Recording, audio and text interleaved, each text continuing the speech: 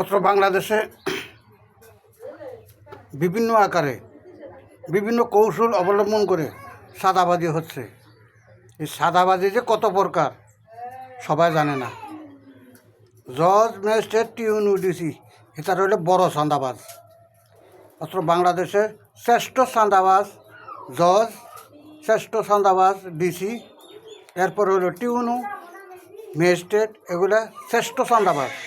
এগুলো বিভিন্ন কৌশল অবলম্বন করে এটা গ্রুপ ঠিক করে, যে গ্রুপটা হলো প্রতাপশালী গ্রুপ, তাদের চাঁদা কালেকশন করার হাতিয়ার।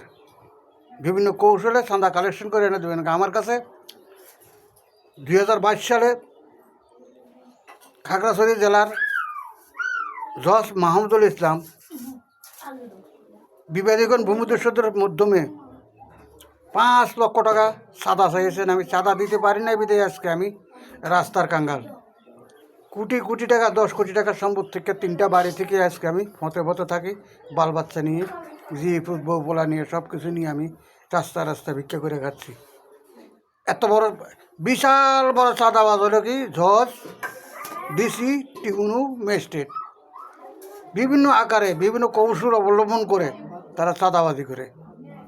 চাঁদা মানে চাঁদাটা উল্লেখ করে না, একটা ভাষা উল্লেখ করে না, কিন্তু 1 নম্বর চাঁদাবাজ এরা। তাদের কাছে প্রতাপশালী গ্রুপ,